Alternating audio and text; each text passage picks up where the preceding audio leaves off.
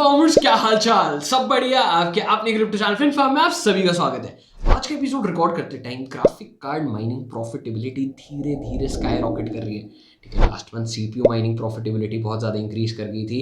एसिक mining कहीं ना कहीं स्टेबल है, but last to last month तक तो ग्राफिक कार्ड की प्रॉफिटेबिलिटी इतनी थी कि वो कहीं ना कहीं अपनी कॉस्ट ही कवर कर रही है ना, उतना ही काफी होगा। बट इस मंथ से ग्राफिक कार्ड की प्रॉफिटेबिलिटी बहुत तेजी से शूट ले रही है। फिन फार्मर्स, वीडियो में हम बहुत सारी चीजें डिस्कस करने वाले हैं और अगर आप ग्राफिक कार्ड माइनिंग स्टार्ट करने के लिए सोच रहे हो तो आपके लिए one of the best videos हो सकती है। वीडियो में आगे बढ़ने से पहले अगर फिन फार्म को पहले सब्सक्राइब नहीं कर रखा है तो मेक श्योर आप फिन फार्म को अभी की अभी सब्सक्राइब करो, क्योंकि इस बार हमारा टारगेट क्या है कि हमें 3000 का सब्सक्राइबर बेस बनाना है फिन फार्म चैनल पर। तो चलिए चलते हैं सीधा स्क्रीन की तरफ। मैं हूं अभी वॉट टू माइन की वेबसाइट पे। ठीक है, सारे ग्राफिक कार्ड्स आपको दिख रहे होंगे प्रॉफिट में, कोई भी अभी नेगेटिव में नहीं दिख रहा। ये सारी प्रॉफिटेबिलिटी एनालिसिस करने से पहले मैं एक एक्सपीरियंस शेयर करना चाह रहा हूँ बीम के साथ जो मेरा हुआ। मेरे पास ना एक RX 570 की रिग है।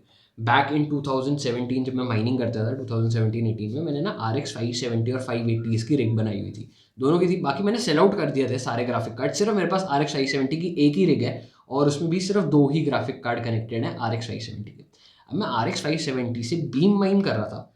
मैंने माइनिंग ट्यूटोरियल भी फिनफार्म पे बनाया था, अगर आपने डेफिनेटली देखा होगा तो। मैं बीम पे इतना बुलिश था कि मुझे उस पर माइनिंग में लॉस हो रहा था, बट मैं उसको माइन करते जा रहा।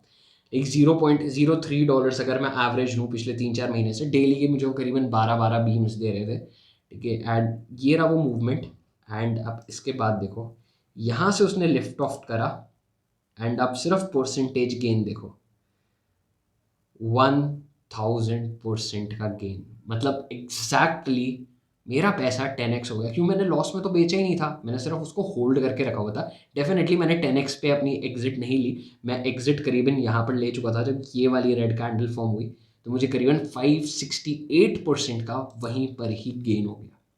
तो मतलब ग्राफिक कार्ड माइनिंग में बीम इतना ज़्यादा प्रॉफिटेबल हो गया। हालांकि अब ज़्यादा माइनर्स आ चुके हैं। अब मेरे भी उस जो रिग पे लाइक मैं 12 बीम्स माइन कर रहा था, अब मैं शायद दिन के मुश्किल से 2 से 3 ही बीम माइन कर रहा था। तो मतलब इतने ज़्यादा माइनर्स अभी नेटवर्क ज्वाइन कर चुके हैं सिर्फ इस पंप के बाद। बट ये जो पंप था बहुत प्यारा आया और इसने मेरे सारे लॉसेस भी कवर कर दिए जो भी मैं उसको माइन करने में निकाल रहा था, और साथ ही साथ बहुत ज़्यादा एक्सट्रीमली प्रॉफिटेबल भी हो गया मेरे लिए। अब वापस चलते हैं एक बार प्रॉफिटेबिलिटी पे। मैंने ये पता है आपके साथ एक्सपीरियंस क्यों शेयर करा? क्योंकि हम कभी कभार क्या करते हैं, हम ना क्रिप्टोज माइन नहीं करते कि उसका प्राइस बहुत कम है, वो प्रॉफिटेबिलिटी है नहीं उसकी। लेकिन अगर आपको उस प्रोजेक्ट पे भरोसा है ना और आप माइन कर रहे हो, तो कभी कभार आप ऐसे पंप्स देख सकते हो। तभी मैंने आपके साथ ये सबसे पहले एक्सपीरियंस शेयर करा कि अगर मैं उसको लॉस में भी माइन करा था तो जो ये गेन हुआ है वो बहुत प्यारा गेन था। अब वापस चलते हैं एक बार प्रॉफिटेबिलिटी पे। RTX 4090 दिन के आपको ना करते अब शायद ₹200 ऑलमोस्ट कमा कर दे रहा है। लास्ट मैंने जब RTX 4090 में माइनिंग करी थी, अब नहीं है मेरे पास ये ग्राफिक कार्ड। ठीक है, गेमिंग के लिए मैं यूज़ करता हूँ, पहले माइनिंग के लिए करता था। तो 2.29 जब मैं उस पर गेमिंग कर रहा था, मतलब गेमिंग तो मैंने अब स्टार्ट कर दी, जब मैं पहले माइनिंग कर रहा था मुझे दिन के शायद मुश्किल से ₹10 कमा के दे रहा था। ₹10 एज कम्पेयर टू 200, मतलब आखिर कितना मोर देन 20x। हाँ, 20x गेन हो गया एग्जैक्टली आपका। तो मतलब 20 टाइम्स प्रॉफिटेबिलिटी इंक्रीज हो चुकी है और रेवेन्यू भी बहुत अच्छा आ रहा है। अगर हम सारे ग्राफिक कार्ड्स देखें इस टाइम तो शायद ही कोई आपको नेगेटिव में दिखेगा। सारे के सारे ग्रीन में है। लाइक 2080 सुपर आपको 29 सेंट्स कमा के दे रहा है। 5700 XT, ये सारे पुराने जनरेशन के ग्राफिक कार्ड्स हैं, वो भी अब प्रॉफिटेबल हो गए हैं। लाइक 1080 Ti, ये भी आपका प्रॉफिटेबल नहीं था लेकिन अब प्रॉफिटेबल है। तो लाइक जितने भी पुरानी जनरेशन के ग्राफिक कार्ड्स हैं वो भी आपके प्रॉफिटेबल हैं। ठीक है, R9 तो बहुत ज़्यादा पुराना ग्राफिक कार्ड हो गया, तो ठीक है वो अभी भी अनप्रॉफिटेबल है आपका। सिर्फ मुझे अभी तक R9 ही दिखा है जो अनप्रॉफिटेबल है। RX 480 0.07, 580 ये भी आपकी पुरानी जनरेशन हो गई। मेरे पास 570s हैं भी। ठीक है, इसमें 578 GB नहीं है। ठीक है, 578 GB मुझे एक दिन में अभी भी 20-30 सेंट्स कमा कर दे रहा है एक graphic card as a profit. And जितनी भी पुरानी जनरेशन है लाइक 1070 आपकी वापस से प्रॉफिटेबल हो चुकी है। 16 सीरीज भी आपकी अभी तक प्रॉफिटेबल नहीं थी, ये भी प्रॉफिटेबल हो गई है। 1060 बहुत पुराना ग्राफिक कार्ड है, मैंने खुद इससे बहुत ज़्यादा माइनिंग कर रखी है। हालांकि अब नहीं है मेरे पास, लेकिन ये भी अब प्रॉफिटेबल हो चुका है। एक 0.07 सेंट्स अ डे, ज़्यादा नहीं है बट इट इज़ प्रॉफिटेबल। और 1050 Ti, ये तो OG ग्राफिक कार्ड हो गए यहाँ पे। और ये ठीक है आपको अभी भी 1 आधे रुपये का नुकसान कर रहा है डेली बेसिस पे, और ये वापस से R9। तो अगर हमारे पास जितने भी तक ग्राफिक कार्ड्स हैं उनमें से सिर्फ 3 को छोड़ के सारे ग्राफिक कार्ड्स प्रॉफिटेबल हैं। पुरानी जनरेशन भी प्रॉफिटेबल है, जो एक्सट्रीमली पुरानी जनरेशन प्रॉफिटेबल नहीं है, क्योंकि वो हैं भी 4-4 GB के ग्राफिक कार्ड। क्योंकि आज की डेट में अगर आप माइनिंग कर रहे हो तो एटलीस्ट आपको 4 या 6 GB तो चाहिए ही चाहिए। ठीक है, तो अगर हम देख रहे हैं सारे ग्राफिक कार्ड्स बहुत अच्छा परफॉर्म कर रहे हैं। डेफिनेटली आज की डेट में एनवीडिया सबसे ज़्यादा अच्छा परफॉर्म कर रहा है। पहले AMD बहुत अच्छा परफॉर्म करता था, लेकिन लास्ट 1-2 सालों से आपका एनवीडिया ही डोमिनेट कर रहा है, क्योंकि AMD के साइड से अभी भी कुछ पावरफुल ग्राफिक कार्ड्स नहीं आए हैं फॉर माइनिंग।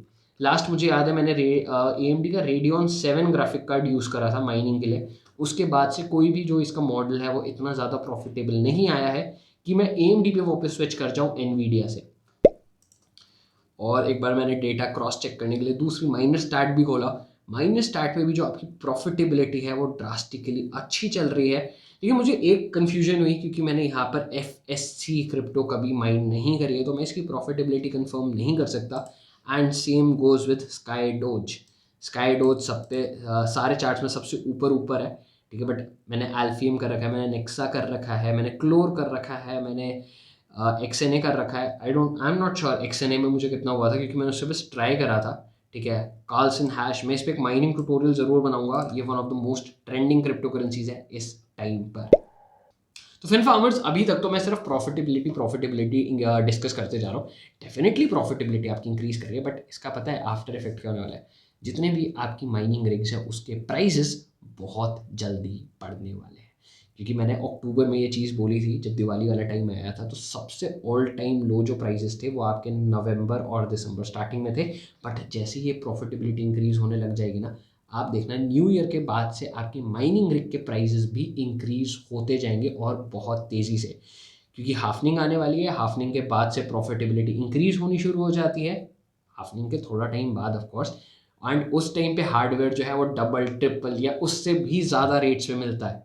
अब मेरा प्लान ऑफ एक्शन क्या रहने वाला है? मेरा प्लान ऑफ एक्शन बहुत सिंपल है और बहुत स्ट्रेट फॉरवर्ड है, कि अगर अभी मुझे CPU और ग्राफिक कार्ड सस्ते मिल रहे हैं तो मैं अभी ही बना लूँगा। क्यों? बुल रन के टाइम पे प्राइसेस डबल ट्रिपल हो जाते हैं। तो एटलीस्ट अगर प्रॉफिटेबिलिटी नहीं भी इंक्रीज हुई ना, तो मुझे एक चीज़ का रिग्रेट नहीं रहेगा कि जो चीज़ मैं शायद 2 लाख रुपए में ले सकता था, मैं उसके लिए जाके 5 लाख नहीं स्पेंड कर रहा हूँ। मेरे लिए सबसे समझदारी वाली चीज़ यही कहती है कि मुझे माइनिंग रिग्स बिल्ड करनी है, this is the right time. बाकी आपके लिए कोई इन्वेस्टमेंट एडवाइस नहीं है, मैं अपना डिस्कशन कर रहा हूँ। पहले मेरी इन्वेस्टमेंट एडवाइस मत ले लेना। ठीक है, do your own research before investing, ये सबसे ज़्यादा इंपॉर्टेंट है इन कोट्स। तो मेरा प्लान ऑफ एक्शन यही है कि अगर न्यू ईयर के बाद से प्राइसेस बढ़ रहे हैं, जो मैं इंटरप्रेट करके चल रहा हूँ कि अगर प्रॉफिटेबिलिटी ऐसी इंक्रीज होती रही तो प्राइसेस डेफिनेटली बढ़ेंगे। तो अगर प्रॉफिटेबिलिटी इंक्रीज होती है तो आपका हार्डवेयर का भी प्राइस बढ़ेगा। तो मैं नहीं चाहता कि मैं हार्डवेयर के लिए एक प्रीमियम प्राइस पे करूँ। मेरे लिए सिंपल फंडा है, हार्डवेयर मुझे सस्ते में चाहिए, उसके बाद बेशक से प्रॉफिटेबिलिटी कुछ भी हो, आई डोंट केयर। फिन फार्मर्स, अब मेरे साथ भी एक चीज़ शेयर करो, क्या आपका प्लान ऑफ एक्शन क्या होने वाला है? लाइक आप ग्राफिक कार्ड माइनिंग में भी मतलब रिग्स डिप्लॉय करने की सोच रहे हो? ग्राफिक कार्ड हो गया, CPU हो गया, ASIC हो गया। क्योंकि सिर्फ ग्राफिक कार्ड के प्राइसेस नहीं बढ़ेंगे, एक बार प्रॉफिटेबिलिटी इंक्रीज हुई तो आपके CPU, graphic card, even ASIC minor तक के भी प्राइसेस इंक्रीज होंगे। तो आपका प्लान ऑफ एक्शन क्या होने वाला है? मेरे साथ कमेंट सेक्शन में शेयर करना मत भूलना। और हाँ, वीडियो में यहाँ तक पहुंचोगे तो बिना लाइक करे बगैर नहीं जाना, और ऐसी और कंटेंट के लिए फिन फार्म को अभी के अभी सब्सक्राइब कर लो। हम फिर मिलेंगे एक नए एपिसोड के साथ।